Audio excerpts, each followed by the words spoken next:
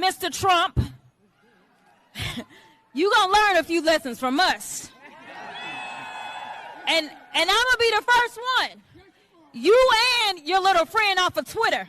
Y'all about to find out, all right? Is the very first big step that a nominee has to take. The very first big decision that they have to make is who their running mate will be. And the fact that Trump chose J.D. Vance tells you everything about his decision-making abilities that you need to know. He does not make good decisions. J.D. Vance is a disaster for Trump. That is exactly why they're hemorrhaging and they're panicking right now. You know, I think that Trump decided that he just wanted someone who would pledge their fealty to him and say, hey, if it comes down to certifying the election, even if you lost, I'm going to do what Mike Pence didn't do, which is why I have to give Mike Pence credit, because when it came down to preserving who we are as Americans, it didn't become partisan. He absolutely put the United States over policies and rhetoric. Ladies and gentlemen, this was none other than Congresswoman Jasmine Crockett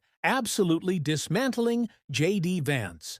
In an age where political debate is often reduced to shouting matches and empty slogans, Crockett brought a refreshing and commanding presence. She didn't yell. She didn't dodge. She spoke with purpose, clarity, and a deep understanding of the issues at hand. And what she delivered wasn't just a response. It was a dismantling of talking points that have been recycled and repackaged for years. J.D. Vance tried to present a version of reality that many have heard before. One where certain leaders are portrayed as champions of the people, despite clear evidence to the contrary.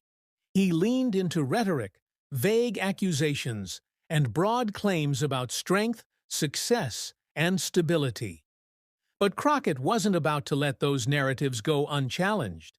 With a calm and unwavering demeanor, she stepped in and brought everything back to the facts. Republican Party, it has to do with things like deleting the history of Jackie Robinson, deleting the history of Harriet Tubman, or deciding that the Tuskegee Airmen should be deleted, or maybe just defunding the African American Museum.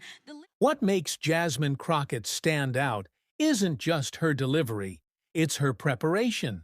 You can tell she doesn't speak for the sake of speaking. She does her homework. Quote-unquote mandate that MAGA thinks exists, it ain't going nowhere, right? Because they literally can't do the basics. We have passed the least amount of bills in this Congress because of the Republicans. And let me remind you, because you brought up the debt ceiling.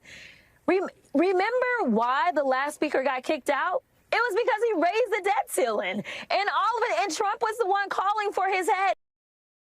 She understands policy, she knows history, and more importantly, she understands the impact that political decisions have on real people's lives. And that shows in every word she says. But sometimes she can be a bit brutal. Recently, she set the internet on fire with a jaw-dropping comment about former President Donald Trump. In a fiery interview with Call to Activism, when asked what she'd say to Trump face-to-face, Crockett didn't First of all, hold thank you back. for making the back of my head famous. But second of all, if we could do a sequel, if you could tell Donald Trump anything tonight, what would you tell him? I would tell him to grow a spine and stop being Putin's hoe. Yeah, you heard that right.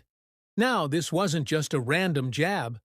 Crockett was slamming Trump over his perceived coziness with Russian President Vladimir Putin, especially after a controversial White House meeting with Ukrainian President Volodymyr Zelensky. She called